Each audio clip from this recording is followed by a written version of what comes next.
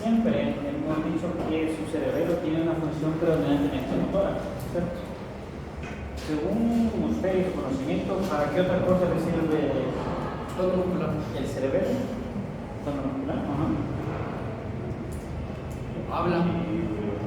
Para Equilibrio. equilibrio, otra. Postura, locomoción, otra cosa, ¿no? Pero todo eso va relacionado siempre a una acción motora, ¿cierto? ¿Y para qué más usted ha escuchado que sirve su cerebro? Para la visión. ¿No? Para la visión. Sí, para la memoria. Es decir, se ha visto que puede participar en algunos procesos de cognición. Puede, si cuando se lesiona, por ejemplo, el cerebelo, usted ha escuchado la memoria motora, esa que usted utiliza para hacer ciertos trazos, etcétera, para andar en bicicleta. Todas esas cosas pueden tener influencia de su cerebelo. No es el único que participa en eso, pero sí puede tener una influencia. Puede que dentro de eso, algunas características macroscópicas, el peso, el ancho, el alto, es una estructura considerable, menos 10 centímetros por 5. ¿Okay? Siempre lo vamos a encontrar en la fosa posterior. Ahí va a estar, cuando usted ve un reporte de una tomografía o una resonancia, siempre dice estructuras de la fosa posterior sin anormalidad. Y se encuentra ahí lo que es su cerebelo y la parte del tallo encefálico. El tallo encefálico va a estar delante de esa estructura y por debajo de los hemisferios, de los lóbulos occidentales. Hay una estructura que es una prolongación de la duramadre de una meninge que se le conoce como tienda del cerebelo. Por eso es que nuevamente en esos reportes se le menciona como estructuras infratentoriales, significa abajo de. Cuando usted escuche eso, lea, va a hacer que le describan el cerebelo o mismo el tallo encefálico. ¿Okay? Entonces, eso lo vamos a ver más adelante, todas las proyecciones de la duramadre, pero es importante esa tienda del cerebelo para hacer, él prácticamente está sobre su cerebelo, prácticamente haciendo una división. Nosotros ya hablamos de este punto, que se le conoce como ángulo pontocerebeloso, pero se recuerda que en una visión anterior prácticamente solo hacía señalización aquí. Yo le mostré algunos cortes axiales en donde todo esto aquí es un ángulo pontocerebeloso, ¿okay? Por lo menos desde una visión más lateral. ¿Por qué es importante? Porque ahí podría usted encontrar algunos que son tumores o algunos quistes que se dan por alguna malformación del neurodesarrollo. Esto todavía tiene asociación ahí. Esta estructura ya la hemos mencionado con bastante detalle y en la semana pasada hicimos la identificación de cada uno de ellos. Vean el pedúnculo cerebeloso superior, que son los límites laterales de la porción posterior de su puente. Tenemos los pedúnculos cerebelosos medios, pedúnculo cerebeloso inferior. ¿Okay? Recuerdo que este último se comparte entre el puente y la médula oblongada. Pero no sé si se viene y ve esa imagen de arriba, en donde usted tiene los pedúnculos cerebelosos superiores y son esas estructuras que van para acá. Recuerden que llevan tanto aferencias como eferencias. Si nosotros hacíamos el corte a nivel del folículo inferior, se recuerda que había unas fibras que se entremezclaban y se le denominaba decusación de los pedúnculos cerebelosos superiores. Es el que usted podría observar en el corte o en el corte a nivel del folículo inferior. Pedúnculo cerebeloso medio generalmente son las fibras que salen aquí del puente y se van a ir a toda esta región. Y vea, aquí tiene la oliva y aquí tiene las regiones que van a ascender por el pedúnculo cerebeloso inferior en una diferente visión. Vean que estas son algunos nombres que se le dan para mí, aunque se sepan los cerebelosos medios, estos solo son adicionales, pero así lo pueden contar también otros textos. Por si me pregunta qué es eso, algo conjuntivo, etc. Pero para una identificación más integral. Al cerebelo usted lo puede dividir en lóbulos. Usted tiene un lóbulo anterior, un lóbulo posterior y un lóbulo que se conoce como flóculo nodular. Esta es una visión superior de su cerebelo. Lo estamos viendo desde acá. Por lo menos en algunas veces es posible hacer esa diferenciación del límite entre el lóbulo anterior y el lóbulo posterior.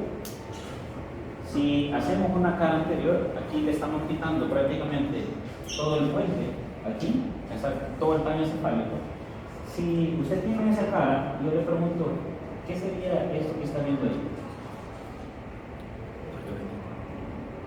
cuarto ventrículo. El cuarto ventrículo, que es una cavidad. ¿Ok? Por lo tanto, todas esas estructuras que están aquí son los pedúnculos cerebelosos. Ya vamos a ver las diferencias, pero ven esa situación en azul. Ese es el otro lóbulo que se le conoce como flóculo nodular.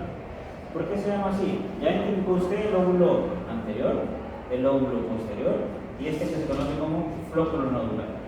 Esas estructuras que se llaman laterales parecen el fleco del peinado que utilizan las mujeres. Entonces, por eso le dice su nombre, flóculo. Usted tiene dos y solo tiene un nódulo. Entonces, desde la visión externa, usted prácticamente separa su cerebelo en tres lóbulos: anterior, posterior y el flóculo nodular. Si seguimos observando a su cerebelo por diferentes visiones, una cara superior, una cara inferior, una cara anterior, vamos a poder identificar otras estructuras. Ya vamos a tratar algunas de ellas. Ya que esta en una visión superior, es decir, desde arriba, usted tiene en toda la línea media una estructura que se conoce como vermis. Vermis significa un gusano o una oruga que va a estar profundamente, no tiene una división aquí, pero por lo menos en la visión inferior va a ser más evidente. Lateralmente usted va a tener a los denominados hemisferios cerebelosos y tenemos alguna escotadura muy cisuras, una anterior y otra posterior. Eso es lo que puede macroscópicamente identificar una visión superior.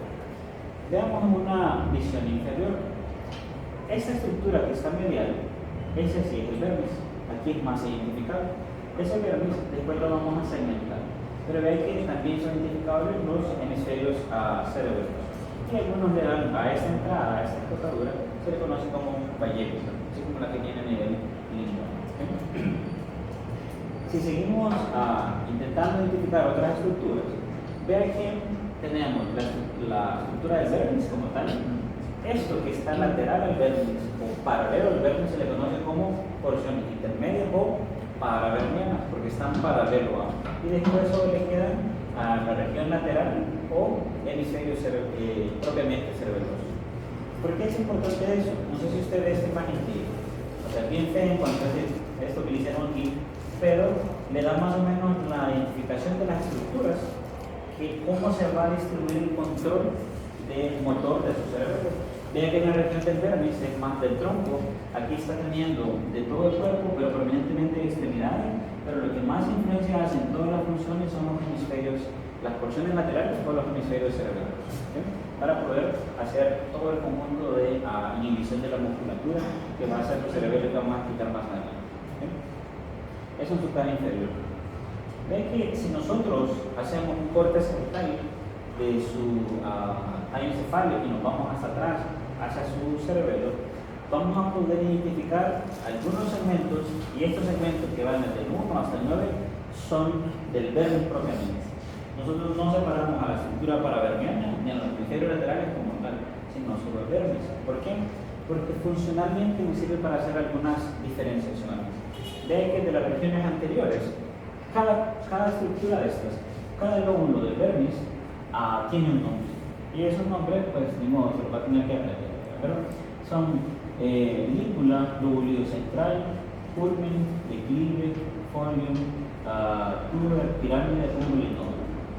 Esos están más adelante, pero son en la nomenclatura que se le dio a cada uno de ellos. Obviamente tienen como tal vez una lógica. Una lengua, un lóbulo que está entre estos dos. Este es importante porque me va a permitir hacer algunas diferencias. Pero mi objetivo, aparte de que usted lo mire, es que lo subclasifiquemos en alguna función. ¿Para qué esto le va a servir cada uno de ellos? ¿Okay? Veamos por segmentos. Vean que el vermis superior, o por lo menos en esa visión, en lo que podemos encontrar en esta cara anterior, es que usted va a tener la lígula, el primer segmento del vermis. Vamos a tener que irnos a la visión superior para poder identificar lóbulo central y culmen. Entonces vean que aquí podemos trazar una línea en donde estos tres, lígula, lóbulo, lóbulo central y el culmen, me forman el lóbulo anterior. ¿Okay? Cuando yo hablo del lóbulo anterior en el cerebelo, usted se va a imaginar esos tres segmentos del vermis.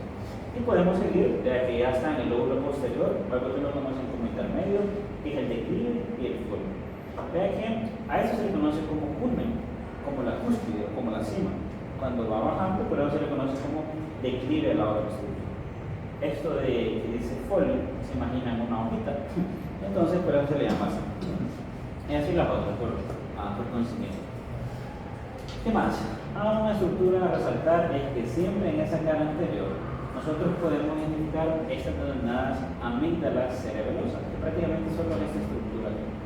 Esas amígdalas, así como usted tiene una amígdala cerebral, la amígdala y otras son diferentes. Esta amígdala cerebelosa toma relevancia en cuanto un paciente, imagínense un paciente por alguna situación tiene aumento de la presión intracraneal. ¿Qué significa eso? Que usted tiene el líquido cefalorraquídeo, su encéfalo y el volumen sanguíneo en un equilibrio. Si por alguna situación algo hace que aumente esa presión, es decir, desplaza alguno de ellos, puede ser un tumor, puede ser una hemorragia, cualquier otra situación. Si un paciente de esos tiene aumentada la presión intracraneal y usted ha escuchado las punciones lumbares, si se le hace a un paciente o se le practica una punción lumbar, usted se ha imaginado cuando tiene un sistema con alta presión, si usted tiene un agujero, por ahí sale. Entonces, si a ese paciente se le practica una PE, una punción lumbar, lo que sucede es un enclavamiento de esas amígdalas en el tallo encefálico. Entonces, por eso que se imagina que estas amígdalas están aquí, van a compresionar esa zona de la médula orbitaria y la porción inferior del cuello. Si esa compresión es continua, eso va a ser fatal para el paciente, porque es súbito ya ese golpe y lo mantiene. Y después para elevar todo ese procedimiento está aquí, ¿no? Entonces es una situación catastrófica que puede causar la muerte del paciente. Realmente usted va a tener todo el conocimiento para primero decidir si a ese paciente se le puede hacer una punción lumbar o no, ¿okay? Para no causarle ese tipo de atrofia. ¿Qué más?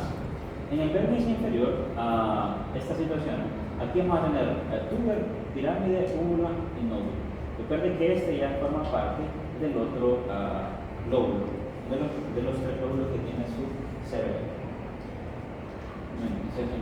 Ahora, esta estructura del vértice, generalmente lo que hacen es que tenemos identificada por qué es que están separadas. Si están separadas debe ser por algo. Y se comenzaron y se hace una extensión de eso, que al final tiene todo esto: lígula, lóbulo central, culmen, declive, folio, túber, pirámide, túber y nódulo. Una vez un estudiante me dijo, fíjese, yo sé que estoy bien con esto porque yo identifiqué un foco. Entonces él decía, la imaginación, ¿cierto? Alguien siempre hace una técnica de esas cosas, pero él decía que por lo menos esas tres las tenía buenas. Se equivocó de paso, la puso arriba. Pero bien, eso no hay otra forma que enumerarlas e identificarlas. Ahí no hay para dónde, pero más adelante lo vamos a intentar asociar. Ahora, si usted tiene estos lóbulos dentro del vértice, usted ve que hay unas fisuras entre cada uno de ellos. Cada fisura también tiene un nombre. Y esos nombres, pues hay que poder explicarlos. Nuevamente, si le pone como un poquito de lógica, usted tiene aquí la lígula, esa primera, el 1, y usted va a tener después el lóbulo central. Ve que la fisura que está ahí se le conoce como precentral. Obviamente la otra se le va a colocar como postcentral, pre y postcentral.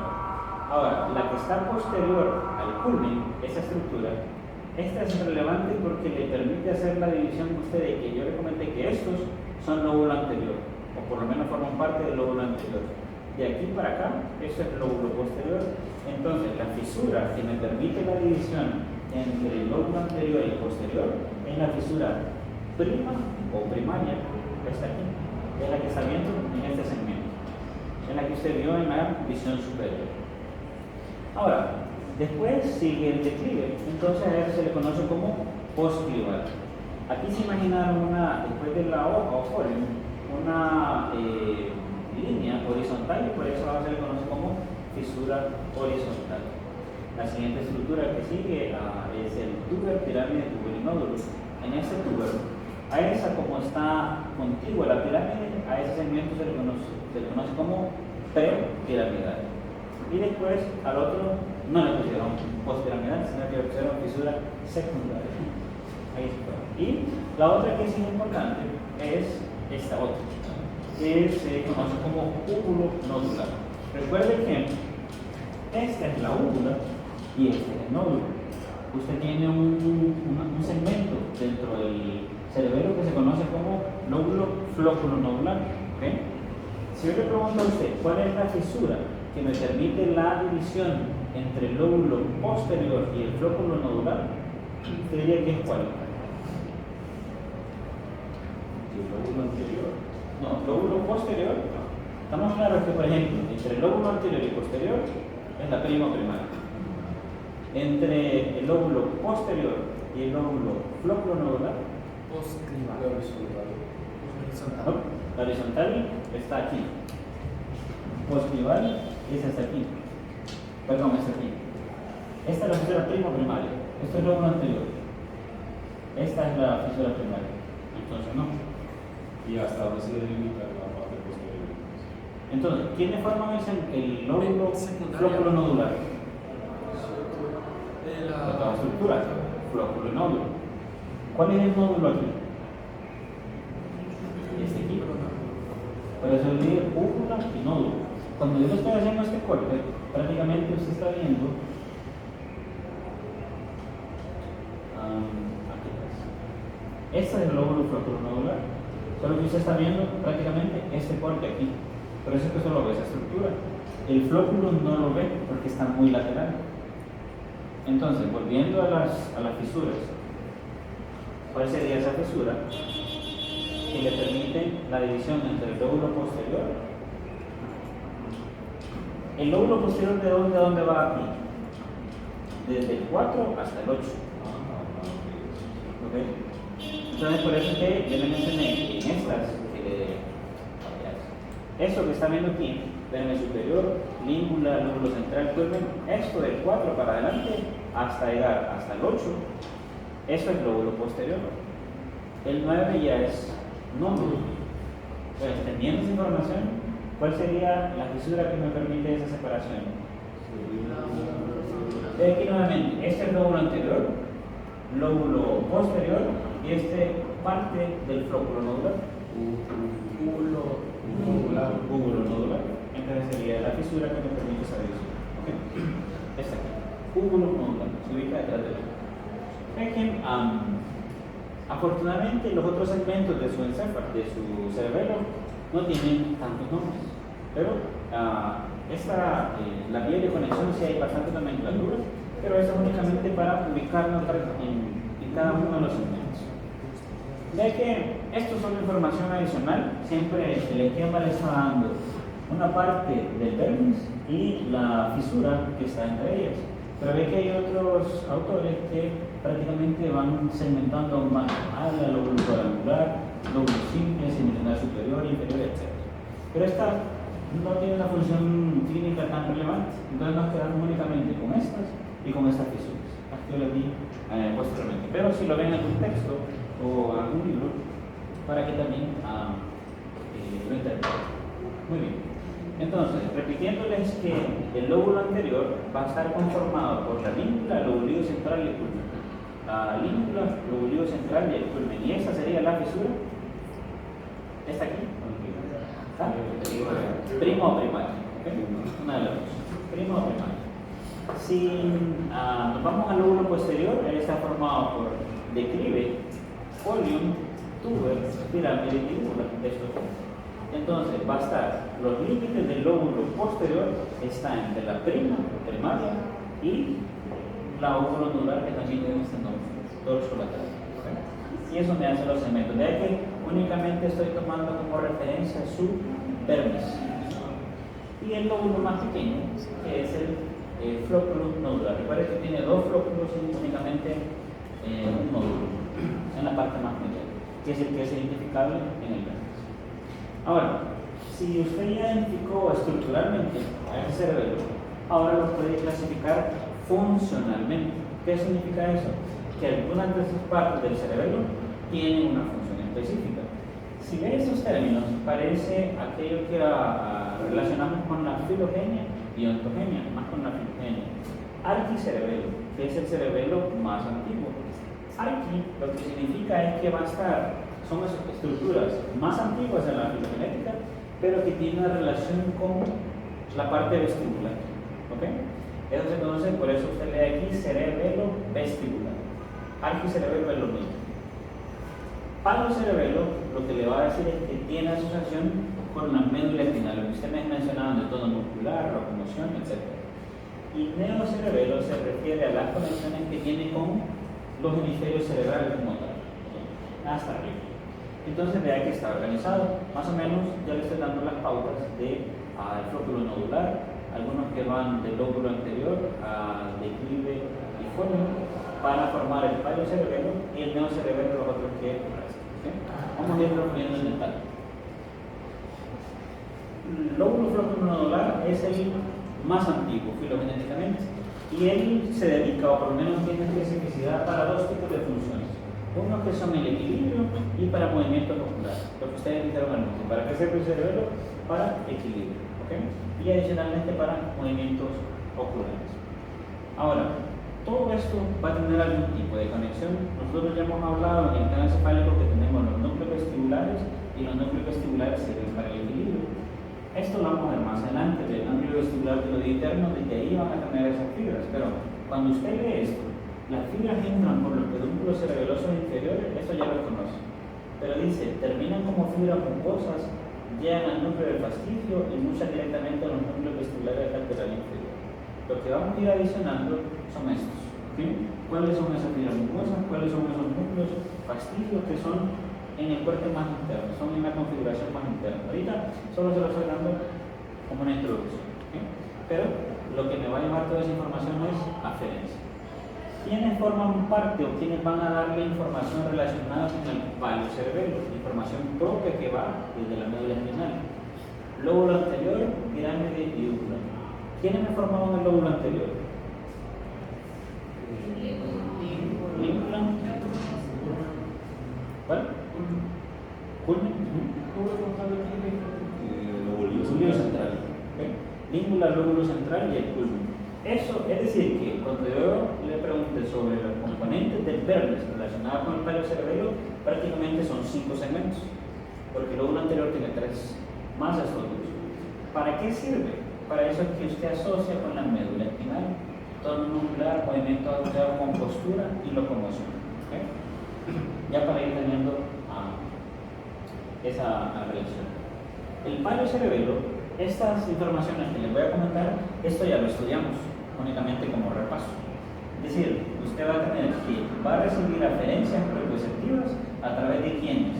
Del espino cerebeloso anterior, del espino cerebeloso posterior, y este sí no lo conocía, el cúneo cerebeloso.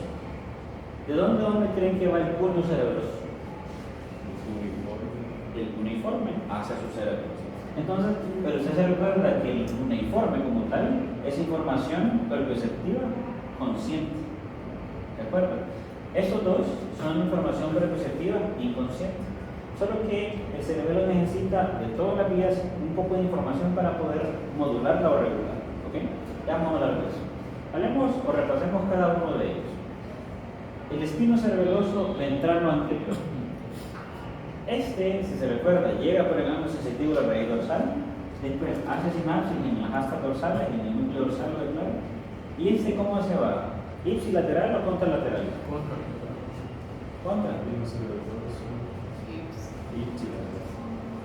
Se va de las dos formas. ¿Se recuerdan? Es el único que se va de las dos. ¿Cuál es la característica de este? Que, vea, todo esto ya lo vimos. El núcleo dorsal se puede ir para el otro lado o irse ipsilateralmente. Una característica es que se lleva por el pedúnculo cerebeloso superior. ¿Okay? Aquí lo que le adiciono es que hay un tipo de fibras que ya lo va a ver en el cuerpo interno que se conoce como fibras mucosas, que son bien ramificadas, hasta alcanzar la corteza del cerebelo propia para ese tipo de información. Pero se dice ahí corteza paliocerebelosa. ¿Okay? Muy bien, este es el trayecto que vas a recorrer ese espino cerebeloso. El espino cerebeloso ventral, yo allá le había mencionado que solo hay información perceptiva inconsciente, pero aquí lo detallamos un poco más. Vea que va a llevar información, propiocepción de los usos neuromusculares de miembros, tanto superior como inferior, y de estas zonas, información de la piel y de la fascia superficial. ¿Por qué? Porque cuando hablemos de el dorsal, ese dorsal lleva más de miembro inferior que de tronco. Ahora, espino cerebeloso dorsal. Este es ipsilateral o contralateral. Es ipsilateral. una característica, por eso que no le aparece la flecha aquí. Diferencia con el otro que se va por el pedúnculo cerebeloso inferior. Utilice la fibra mucosa y va a la corteza del cerebelo. Nuevamente, después tenemos que ver cómo se alcanza esa corteza. ¿Okay? ¿Para qué me sirve? Para propiocepción de tronco y extremidad inferior. ¿Okay? Para eso es su función más particular. Y nos queda el puno cerebeloso. Ve que va del núcleo cuneiforme, pasa por el pedúnculo cerebeloso inferior, utiliza las mucosas y alcanza la corteza. Prácticamente es el mismo trayecto en este sentido. Como nosotros hablamos tanto grácil y cuneiforme, se recuerda que cuneiforme era de segmentos de T6 para arriba, y eso aquí él está llevando información propioceptiva únicamente, predominantemente del cuello, por eso es que se incluye dentro de eso, puño cerebeloso. ¿Okay? Pero usted de cierta forma, usted puede tener información propioceptiva tanto que viene de usos neuromusculares, tanto consciente como inconsciente. Por ejemplo, usted puede estar sentado y está moviendo las piernas, pero me está escuchando y usted está con movimiento automático. Usted no está consciente de que está moviendo la pierna. Pero hay momentos donde usted quiere hacer la contracción y usted dice, de eso estoy consciente. Entonces ahí es donde cambian esas dos vías. Recuerda que grácil y cuneiforme, cuando van por el otro lado, eso sí es consciente. Pero en este caso, del puño cerebeloso, como siempre va al cerebelo, es de forma inconsciente. ¿Ok? Esa parte. Porque van siempre de esto del núcleo del cuello, pero hacia el cerebelo. Esa es una particularidad. Muy bien. No sabe cumplir la función, consciente y inconsciente. No, es decir, siempre que nosotros enviamos información para el cerebelo, es de forma inconsciente. Pero cuando agarramos la otra vía, cuando por el mismo medial, ahí sí es de forma consciente. Esa no va a tener contacto con el cerebelo. De cierta forma, hay algunos que describen que hay unas vías en donde usted, es que es bien difícil medir cuando usted pasa de esa conciencia a inconsciencia, pero se ha visto por cartografía que predominantemente incluso esos que vienen del núcleo cuneiforme directamente al cerebelo son de forma inconsciente. Mi objetivo es que usted, por el momento, mantenga que todo lo que va a cerebelo es de forma inconsciente. Eso usted no estrictamente usted dice voy a hacer esa contracción o no. Eso lo hace por otra vía. ¿Okay? Ahora, el neocerebelo.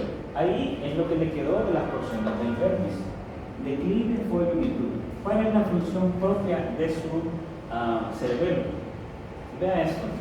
Coordinación de todos sus movimientos y metría, es decir, distancia de cada movimiento que hace. Es decir, el usted poder tomar o agarrar algo desde la mesa hasta acá, eso usted está haciendo un movimiento de metría. Usted está haciendo un cálculo. Cuando usted va en el carro dice, ¿será que paso? ¿Y pasó? Entonces eso es metría. Que no chocó, no lo chocaron. O cualquier cosa que tenga que hacer, que pasar por algún lado, obviamente no solo el cerebelo, pero sí influye bastante. Eso es la parte de metría. ¿Okay? Para eso se encargan las partes de su neocerebelo. De aquí yo le estoy dando aquí los segmentos de su vermis, pero las estructuras paravermianas y las estructuras de los hemisferios cerebelosos como tal también influyen en eso. ¿Okay? No es particularmente solo del vermis. Ve esa función de siempre del neocerebelo. Metría, el cálculo de una distancia. Cuando a un individuo se le lesiona eso, ahora se le conoce como dismetría. Cuando usted pega en cualquier lado, usted no es dismétrico, usted no anda calculando bien esa parte. ¿Okay? Esto de ataxia y sinergia, por ejemplo, la lesión es ataxia. El que usted haga un movimiento coordinado, incluso eso de escribir, que viene más por los córticos espinales, pero hacer un movimiento ejecutivo de un paso, otro paso, ahora se le conoce como taxia. Taxia significa realizar un movimiento coordinado voluntario. El que es este movimiento para arriba, para abajo, etc. Eso es taxia. Si el paciente tiene una alteración de un movimiento coordinado, se le conoce como ataxia. Y eso puede ser manual o puede ser de la deambulación para caminar. Es decir, así como que camine como ebrio, eso puede ser un tipo de ataxia para recibir el movimiento. ¿Okay? Ahora, esto de sinergia significa que usted va a utilizar generalmente la función del cerebelo es predominantemente inhibitoria. Usted se imagina todos estos fascículos que vienen, córtico espinales, el retículo espinal, rubro espinal, vestíbulo espinal, cuando se activan de forma espontánea, usted va a tener un movimiento exuberado, o sea, exaltado de esa parte. Lo que hace el cerebelo es disminuir ese movimiento. Si usted tuviese activación solo del corte intestinal, se recuerda que son movimientos de las extremidades. Si yo hiciera activación directa, yo tendría casi un espasmo. Pero lo que hace el cerebelo es que a través de las vías que vamos a ver más adelante, va a llegar hacia ese fascículo corte intestinal y le va a decir calma. O que lo module para que no se active tan con un potencial de acción tan exagerante, tan seguido. Como un filtro, entonces. Exacto, como un filtro. En donde va a regular esa situación. Esto, vean que cuando dice diadicocinesia, cinesia significa movimiento y este movimiento coordinado, es cuando hace un movimiento alternado. ¿Qué significa eso? Por ejemplo, el hecho de cuando usted va de un paso a otro paso, a otro paso, a otro paso, esos son movimientos coordinados. Pero para poder ejemplificar un poquito más esto,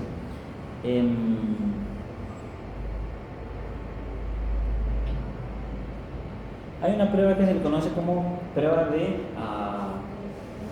índice nariz, que generalmente se hace ahora en la frente. Por ejemplo, Abigail, yo le voy a pedir que con su dedo índice usted me va a tocar el mío y después usted se va a tocar la frente y lo va a hacer continuamente. Toque su frente. ¿Sí? ¿Ok? Ve que ella está haciendo el cálculo. Inconscientemente ella está haciendo ese cálculo de llegar aquí. Generalmente un paciente que tiene lesión del cerebelo prácticamente no va a llegar. Ahora tiene que hacerlo con los índices. Debería hacerlo de forma coordinada. ¿Okay? Vean por ejemplo este paciente. Hasta el momento estamos bien, el cerebelo está bien. The tremor disorder, in addition to rest tremor and postural tremor, is intention action tremor seen with cerebellar disease. In this patient, who has had a traumatic hemorrhage involving one side of his cerebellar white matter pathways, he has a normal function on the right side, but the left side shows significant Vean que lo está haciendo con el miembro superior derecho. This type of tremor Ahora lo va a hacer con el miembro izquierdo. Vean que el dolor que tiene. Hay una descoordinación del movimiento. Cuando se va a tocar la nariz, lo hace con dificultad. O sea, eso es involuntario lo que le está haciendo. Eso es lo que le está indicando. En este momento es que le toca aquí. Entonces, debería ser siempre en ese momento. ¿Sí? ¿Por qué le dije yo en la frente? Porque si usted hace ese movimiento aquí cerca, ahí se puede cuidarlo. Cuando usted sospecha, entonces mejoraba aquí con el mentón. Entonces, siempre se recuerdan cuando hablamos de algunos síndromes como el de Wallenberg, en donde tenía una lesión de la médula oblongada y tenía lesión de los pedúnculos cerebelosos. Yo le dije que ese paciente tenía ataxia del mismo lado. La ataxia se da siempre en el cerebelo, es del lado que se lesionó. Este paciente, el lado derecho, usted lo ve que lo hizo normalmente, pero el lado izquierdo tenía un problema.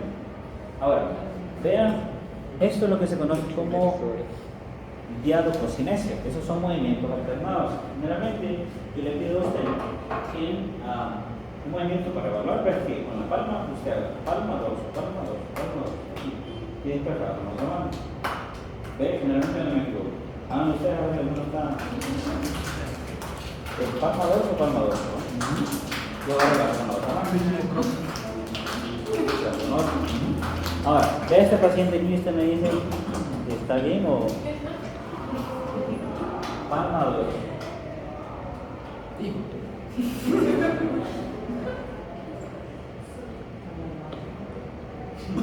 Ve que intenta que se así, no va a poder hacer.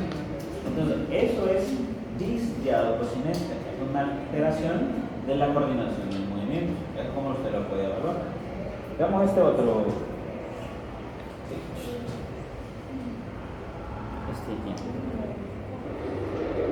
Yo no sé si vamos a poder ver. Bueno, esos son los reflejos que tiene el reflexo. ¿Por qué? Está muy exaltado. Ahí no ocupan martillo ni nada, es muy externo.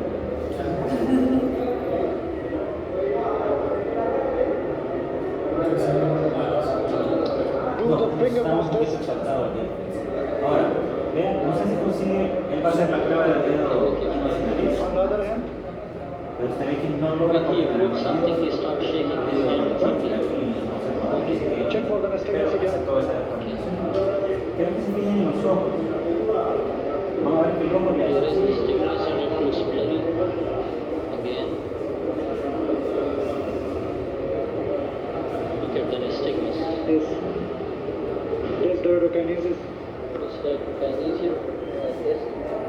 Y ahora va a ser diadocines.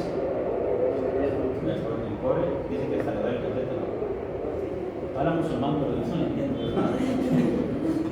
Casi porque puse musulmán. O sea, lo encontré y dije funcional. Bueno, él no está tan funcional. El video está para ver el funcional. Vean cuando va para la marcha. Si usted le pide a un paciente que cierre los ojos, generalmente puede notar el equilibrio. Pero cuando pierde el eje visual, se puede desestabilizar.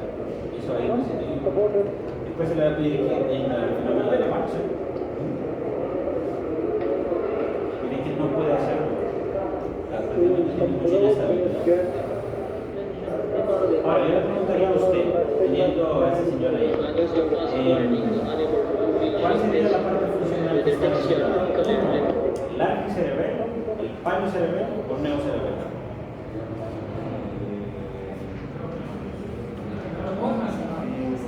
Primero dos, tres. Palo cerebelo. ¿Ah? Usted dice palo.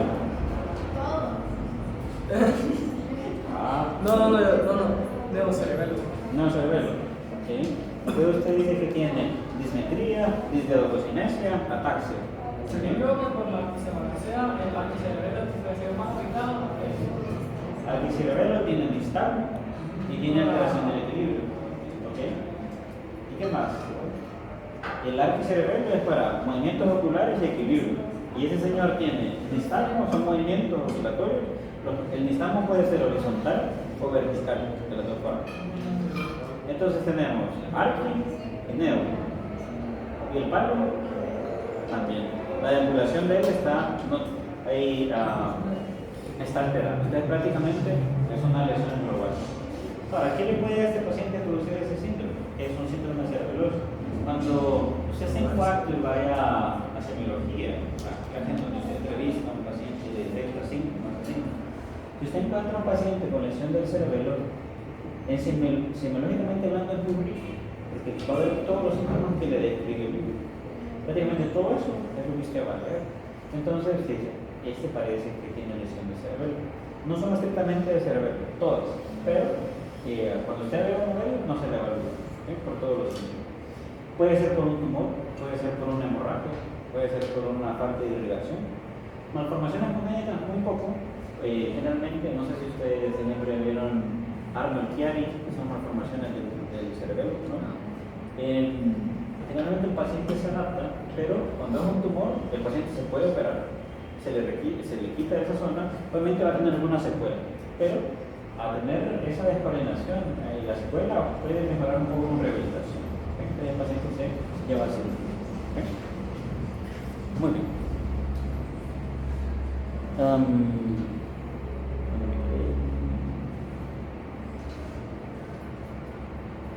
Estamos aquí, ¿verdad? Entonces, claro con todos esos términos. Metría, taxa, sinergia y diadococinesia. Recuerde que la lesión es disdiadococinesia. Es la alteración de la mente. Incluso esa prueba de metría, creo que ya le comenté a usted, que yo le digo que uno a un punto, el paciente con lesión cerebrosa va a hacer esto aquí y llega antes. O comienza a hacerlo y se va después, una alteración de la mente. Porque no para en ese punto. O le pone usted un fenómeno en donde vaya una línea por acá y se va a salir o va a bajar. Es un temblor que le da bien exacerbado. Muy bien. Ahora, ¿de dónde el cerebelo puede recibir aferencias? Va a ser del puente, va a ser de la oliva y de la formación reticular. Esos son los puntos que le va a mandar para procesar esa información. Vean esa frase arriba, que los hemisferios cerebrales no se conectan directamente con el encéfalo. ¿Cómo es que lo hacen? Generalmente lo que quiere decir es que no hay una vía que venga de la corteza y se vaya directamente hasta el cerebelo, sino que lo hacen de forma indirecta. Usted se recuerda cuando hablamos en el tallo que hay una fibra que se llama corticonucleares, que llegan exactamente hasta el puente, y del puente agarraba para un lado o agarraba para el otro. Entonces esa es la vía, a través del puente que el hemisferio cerebral se va a conectar y va a pasar por los pedúnculos cerebrosos medios. Es la forma que hace. Es decir, siempre va a estar conectado, pero de forma indirecta. El objetivo es ver cuáles son las vías. Aquí le va a aparecer una serie de terminología, pero vea que al final no es tan complicada porque todos vienen de la corteza y todos van a terminar en el cerebelo. Y hay tres estructuras que le dicen por dónde va a pasar. Uno es la vía del puente, otra es del olivo y otra es de la formación reticular, estructura que ya hemos visto. Entonces, las informaciones que va a recibir su cerebelo pueden venir por la vía córtico-póntico cerebrosa, córtico-olivo cerebrosa o córtico-retículo cerebroso. ¿Okay? Vean que siempre va de la corteza hacia el cerebro. Lo que va usted a incluir es que del puente, del olivo y de la formación reticular. Ahora, ¿cómo es que llega hasta allá? Ahí está el detalle. Entonces pone un poco con más estructura. En el libro le da este esquema, que son las vías que yo le acabo de escribir: la córtico-póntico cerebrosa, la córtico-oliva y la córtico-retículo. Pero veamos la primera, la córtico-póntico. Vean que todas van a comenzar de alguna región de los hemisferios cerebrales: corteza frontal, parietal, temporal, occipital, cualquier lado. Va a descender por donde usted ya conoce: la corona radiada, cápsula interna, pedúnculos cerebrales. Va a llegar al mismo lado de los núcleos del puente, es decir, está bajando de aquí y va a llegar hasta este lado, en el mismo lado, ipsilateral. Después se va a ir lateralmente por los pedúnculos cerebrosos medios, por esas estructuras, hasta alcanzar la corteza del hemisferio contralateral. Una vez que llegó allá, no es así directamente, sino que utiliza unas fibras que se conocen como fibras mucosas. Entonces a esas también les debe poner atención, porque hay una línea que va por unas fibras que se llaman trepadoras. Hay fibras mucosas y hay fibras trepadoras, son las únicas dos. Pero sobre las olivas se van por las trepadoras, el resto se va por las mucosas. ¿Okay? Veamos esa de la oliva. Vean que siempre en el mismo inicio va descendiendo por la misma estructura hasta que llega al olivo inferior y después se va a ir contralateralmente por el pedúnculo cerebroso hasta alcanzar la corteza cerebrosa. ¿Pero a través de quién? De las fibras trepadoras. Ahí solo le queda la otra, que es la córtico-retículo cerebrosa. Entonces, inicio igual, descenso igual, y aquí el punto es donde tiene la formación reticular. Y usted se recuerda que la formación reticular tiene contactos por todos lados en todo el tallo encefálico. Entonces puede ser pedúnculos cerebrosos medios e inferiores, este de aquí, se va a ir para un lado o para el otro por la corteza cerebrosa. ¿A través de quién? De las fibras mucosas. Entonces, solo las de la oliva se van a ir por las trepadoras. Eso se lo voy a mostrar en la configuración interna. ¿Sí? Ahora, si usted llegó a este punto, usted observa que en un corte la configuración interna parece del cerebelo, parece la configuración interna de sus hemisferios cerebrales. La sustancia gris está periférica y la sustancia blanca es central, va hacia el medio. Entonces, prácticamente ahí es donde vamos a tener que hacer esa diferencia. Ve esa imagen, para mí es bonita, es muy descriptiva. En cuanto a eso se le conoce como el árbol de la vida. Usted recuerda que el cerebelo es donde tiene mayor cantidad de neuronas. Ahora, afortunadamente, no se les ha ocurrido ponerle nombre a cada cosa de esta. Gracias. ¿Por qué no? En realidad no tiene ningún sentido porque usted tiene muchas neuronas aquí y solo le manda indivisión. Entonces, no hay como una función especializada. ¿Okay? Pero sí con el vermis se ha tenido como esa característica. Se recuerda que entre más plegada sea la estructura, mucho mayor contenido de neuronas. Y yo por la parte de donde se encontraba la sustancia bicenteral. ¿Cuál sería la diferencia entre la sustancia bicenteral ahí? Ok. Entonces, importante eso. Porque todo esto aquí es sustancia gris, lo que está externo, todas esas neuronas. Ellas van a emitir axones y se van a ir por acá. Pero dentro de estas estructuras, ahí nosotros tenemos unos núcleos que no lo hemos visto. Este y este. Esos son, como son núcleos, son neuronas. Y esa es sustancia gris. Entonces ahí sustancia gris central. Estas que son los núcleos que vamos a ver más adelante. Esta es la periférica. Y la sustancia blanca sería por... Serían todas estas, incluso sustancia blanca van a ser los axones que van a salir del Purkinje para llegar a esa sustancia gris central. Y de la sustancia gris central tiene que enviar eso otra vez para alguna región del encéfalo, o el puente, o el tálamo, o el mismo hemisferio cerebral. Entonces, aquí, esta sustancia gris periférica, sustancia gris central, aquí va a haber sustancia blanca y de aquí otra sustancia blanca saliendo. ¿Okay? Ya está pendiente todavía mostrarse. Muy bien. ¿Cómo divido yo la corteza una vez que hago un corte histológico? Si yo agarro un pliegue de aquí y lo analizo histológicamente, yo voy a tener tres capas. Siempre en histología, la más externa es la capa molecular, después que tiene la capa de células de Purkinje, la neurona de Purkinje y la capa granular. Cada una de ellas va a tener una particularidad, que son estas, pero veamos en este otro ejemplo que están más detalladas. Todo esto son las capas de la corteza cerebrosa. Vamos a comenzar con la más externa, que es esto aquí.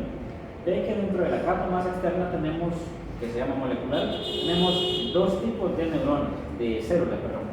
Unas que son las estrelladas y otras que son las en cesta o en canasto. Bueno, ¿qué es? Canasto más hondureño. Pero de las dos formas se le puede dar la nomenclatura. ¿Okay? Vea que estas van a estar más externas. Obviamente están abundantes aquí. Y parece que estas estarán más externas y estas más internas en su ubicación. La siguiente capa es la de neuronas de Purkinje. Estas son sumamente interesantes por su ramificación. Incluso se han contabilizado hasta 1 millón de conexiones que puede tener una neurona de Purkinje. Pero vea que va a procesar toda esa información que le llega y lo va a mandar por este axón. Este es el que le comentaba que va a llegar hasta la sustancia central y después va a salir otro axón para él. Si seguimos en la parte más profunda tenemos la capa granular y ahí solo hay dos tipos de células. Unos que son las de Golgi y otras que son más granulares, de ahí su nombre. Si analiza usted, por lo menos aquí está viendo que estas son las fibras mucosas y estas son las fibras trepadoras. ¿Cuál es la diferencia? Que las trepadoras van directamente a hacer sinapsis con la neurona de Purkinje y por ahí es donde viene la vía córtico-oligocerebrosa.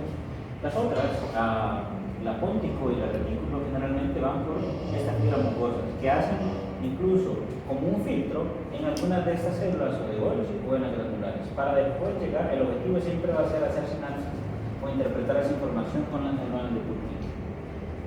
Hasta ahorita solo le estoy llevando información a esta estructura. Todavía no he llegado a sacarla. Esto es lo que ya le comenté. La molecular tiene dos tipos, la célula estrellada, la inclinación, esta más externa y esta más interna. En esto ya vieron por lo menos este cuerpo, ¿no? ¿Sí? Entonces, vea que son bien diferenciadas, la neurona de Purkinje, la capa granular y la capa molecular, donde tiene la estrellada y sexta ordenación. Vean la arborización que tiene. Siempre, incluso haciendo electrofisiología en esas estructuras, el contenido que tiene es alto en GAO, por lo tanto siempre va a ser inhibitorio. Por ejemplo, un corte que hacía de cerebelo, siempre de rata, le daba estímulo corriente, y era bien difícil generar PEPs. Lo que más generaba era PEPs. Y le daba más PEPs. Pero por eso que sirve esa modulación, ¿okay? De su cerebro. Y la capa más interna, que es la granulosa y con las células de Golgi. Esto me estoy refiriendo a esa estructura. ¿Okay? Ve que entre todas siempre lo que van a hacer es mandar la información a la de Purkinje, porque es la de Purkinje que va a mandar su axón hacia los núcleos que tiene en la parte medial, cerca de su vértice. Y esos se les conoce así. Ve que son más términos. Pero estos tenemos un núcleo que es el fastigial. Tenemos dos núcleos, es decir, uno de cada lado, un fastigial, son 4 al final, 2 globosos, 2 emboliformes y 2 dentados. Estos son los que preguntaba y están más en esta zona, toda esta zona. ¿Por qué? Porque ahí yo necesito distribuir toda esa información, pero estos sí se asocian con ciertos puntos. Nuevamente, aquí estoy en el corte transversal de puente, esta es la parte anterior. Este es el cuarto ventrículo. Vea que estos son los núcleos que usted tiene en la parte más medial de su cerebelo. A eso se le conoce como núcleo fastigial, uno de cada lado. Fastigio viene, no sé si usted ha visto al Papa cuando sale a la misa con una estructura así. Fastigio significa cúspide de una construcción, entonces a eso, por eso le dieron ese nombre.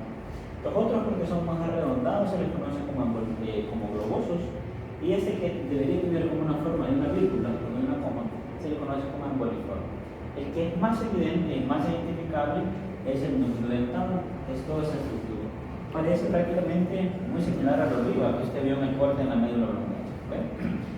Estos no es que tienen una distribución así aleatoria, tienen algún tipo de función. Y ese tipo de función se refiere a la siguiente. Nuevamente la identificación, fastigial, los globosos, el emboliforme, y el que es más evidente es el dentado. Toda esa estructura. Pero no confunda esto con los pliegues que son del propio cerebro con esa estructura. Pero tiene una imagen. Bueno, voy a darle esta explicación antes. Cuando usted habla del núcleo fastigial, uno de cada lado, ellos se van a asociar con el arquicerebelo, por lo tanto van a tener influencia o van a recibir información de aquello que viene del equilibrio y de los movimientos oculares. El fastigial, tanto el globoso como el emboliforme, se asocian con información proveniente de los palos cerebrales. Eso quiere decir de la médula espinal. Globoso y el emboliforme, aquel que está en esta zona. Y únicamente queda el núcleo dentado, que vendría con información proveniente del neocerebro, de las estructuras más superiores. Quiero que vea esa imagen ahí abajo y comparando con la de arriba, ¿qué núcleo usted puede identificar ahí? El dentado. El dentado, esa estructura. Los otros no son identificables a este núcleo. Sí. Esto aquí, todo esto es dentado y esto es dentado. Y el esquema sería este, más asociado con su neocerebro. Muy bien. Ahora, vimos que esa información fue aferente, pero ahora es a componer las vías eferentes. ¿Cómo es que va a salir esto del sucede? ¿Okay? Y aquí vienen otros términos un poco más bonitos. Si usted quiere como ese verbo de la divina palabra, le digo que le ponga este. Pero vean. ¿Cómo yo, una vez que esa neurona de Purkinje llegó y le mandó información a cualquiera de esos núcleos, fastigial, globoso, emboliforme o rural, vea el primero. Hay una vía que se conoce como vía globoso, emboliforme, rural. ¿A dónde va a terminar eso? Rural. Núcleo rojo. Entonces, quiero que lo vea. Aquí está el núcleo rojo, son fibras que van a salir de aquí y de aquí. Y vea que puede salir de cualquiera de esos núcleos que le mencioné, del globoso o el emboliforme. Creo que estaba muy próximo. ¿Por qué es importante esto? Y para que usted lo ponga en contexto. ¿Qué hace? ¿Cuál es el fascículo que sale de aquí? El rojo.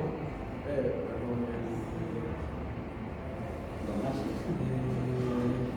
rumbo. El rumbo. Sí, ¿rumbo qué? Rumbo terminal. Rumbo final. ¿Y qué es lo que hace ese fascículo? Inhibe los flexores. Facilita los Extensores que inhibe los extensores. Exacto. Entonces, vea que yo voy a tener influencia del cerebelo sobre ese fascículo. Si usted tuviese una activación directa de la rueda espinal, usted pasaría haciendo eso. Pero viene el cerebelo y dice, usted lo puede hacer tranquilamente, porque le manda una inhibición y eso hace una regulación del movimiento. Para eso es que le sirve su cerebelo.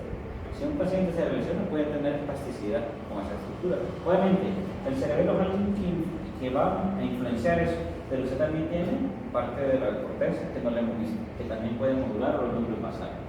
Entonces, vía globoso emboliforme rural. Vea la otra, que se conoce como endotalámico. Por su nombre va desde el núcleo dentado hacia el tálamo. Ahora usted va a decir, ¿y el tálamo qué vaya a hacer? Si el tálamo es meramente sensitivo, porque le comenté, pues eso no se lo he agregado porque tenemos una clase para eso. Pero el tálamo también tiene influencia motora en un núcleo específico que se llama núcleo ventral lateral. ¿Okay? Él puede tener influencia propiamente desde el cerebelo o de algunos núcleos de la base. Por eso es que después usted lo ve que sigue hacia la corteza, no se quedó ahí, sino que va hacia el. Tienen los otros que se conocen como los dos fastigio o vestibular o fastigio reticular. ¿Se recuerda que hacía el núcleo vestíbulo espinal? Lo contrario del rubro. facilita los extensores e inhibe los flexores. Entonces, nuevamente aquí viene una inhibición, o no una inhibición, sino el término más adecuado sería modulación de la activación de esos fascículos, porque lo hace de forma más organizada. Y se acuerda que sigue el fascículo retículo espinal.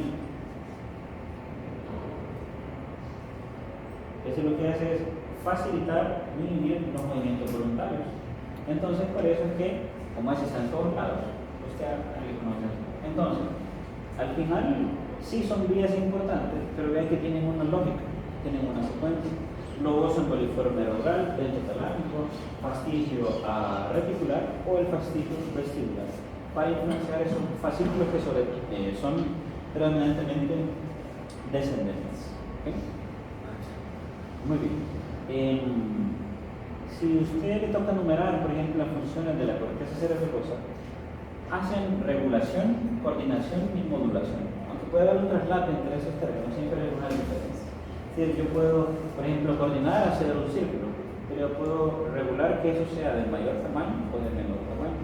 Obviamente la modulación sí tiene que ver más con la excitación que traigan las vías descendentes. Por eso es que lo modula, o lo facilita o lo inhibe, dependiente. Él por lo menos hace ese procesamiento. Otras funciones en que actúa inconscientemente, hay una coordinación de movimientos precisos y finos del cuerpo. Vea esta función, inhibir la musculatura agonista para facilitar la antagonista. No es que es malo para el cerebro, sino que hace esa parte más controlada, para que no sea tan desorganizada. Mantiene el equilibrio y mantiene la postura, por lo que hemos hablado del arco cerebelo y del palio cerebelo. Y hay alguno que sea lo contrario. Okay. Puedo poner la diapositiva anterior. Sí. Que sea al revés, que inhiba lo antagonista y que estimule lo agonista. Dice que quien hace prácticamente y que tiene ese chip, generalmente son los núcleos de la base. Ellos pueden hacer esas dos funciones. Ellos interpretan si es que es todo un circuito. Está el núcleo rojo, sustancia negra, cerebelo y núcleos. Y entre ellos, prácticamente, a veces deciden si solo inhibir los antagonistas y hacer lo contrario con los otros. Pero el cerebelo se ha visto que hace más esta función. Ahí interviene el núcleo de la base. Lo vamos a ver en el tercer parcial. Si un individuo tiene lesión del cerebelo, generalmente va a cruzar con eso. Ataxia es la incapacidad para realizar un movimiento coordinado voluntario. Dismetría es esto, de hacer una alteración con la métrica. Temblor intencional, disdiadococinesia, que no podía ser. Disartria, generalmente el paciente con una lesión del cerebelo lo que hace es que le cuesta articular la palabra. Se traba, es como que estuviera tartamudeando prácticamente, o no lo consigue, el fonema no lo consigue realizar. ¿Qué significa esto para ustedes? Hipotonía. Poca concentración. Bajo Tonía es mucho. Yo hablo bajito. Eso me dice a mí. No, es decir, hipo significa bajo, tono, pero no es de tonalidad vocal. Lo importante es tenerlo claro. ¿Okay? Entonces, esa hipotonía, por ejemplo, el paciente que tiene lesión del cerebelo como tal, se puede deformar, puede perder el equilibrio. Eso es lo que significa.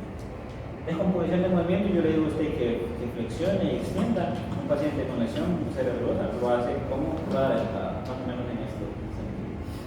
Y lo que se conoce como nistagmo, movimientos oscilatorios, tanto verticales como horizontales. Todo eso puede tener un paciente con lesión del cerebro. Recuerde que esas son lesiones predominantemente ipsilaterales. Y el hemisferio cerebroso izquierdo mencionó va a tener más características de ese mismo lado. Por eso me quedo diciendo que yo le mostré, siempre era del mismo lado, era ipsilateral. ¿Qué dijo que era ataxia? Ataxia es la incapacidad para realizar un movimiento voluntario coordinado. Eso es ataxia. Solo que la ataxia, siempre nosotros, o usted la va a ver como en la marcha. Cuando un individuo anda ebrio o con una dificultad para caminar, hace una marcha atáxica. El hecho de que usted no puede escribir adecuadamente es una ataxia motora, porque no lo hace adecuadamente. ¿Okay? O de articular palabras puede ser incluso otro, solo que es más técnicamente aplicable a la disartria. ¿Qué más? Bueno, regresamos a hablar en el tercer parcial, pero hay bastantes, la cerebrosa posterior inferior, la pica, la cerebrosa superior, arteria inferior. Todo eso lo vamos a describir más en el tercer parcial, con algún tipo de lesión. Y en el tercer parcial, ¿qué es lo que miramos? Vamos a ver más funciones cerebrales. Vamos a ver la identificación de giros, configuración externa e interna del hemisferio cerebral y sistema límbico. Hay sistema de irrigación, líquido cerebral aquí, irrigación al final. ¿Pregunta con su cerebelo? De casualidad usted nos enseña a leer eso de lo que va a hacer. El electroencefalograma. Es que en Embrio nos enseñan a leer los... Listo. Los encefalogramas. Aquí nos enseñan a leer eso. Pues mire, en realidad lo que he hecho es hacer un electro con alguno de ustedes. El último ejemplo no fue muy bueno, pero es que no se generan bien las ondas, entonces no puede suceder. Pero la interpretación como tal doy algunos ejemplos.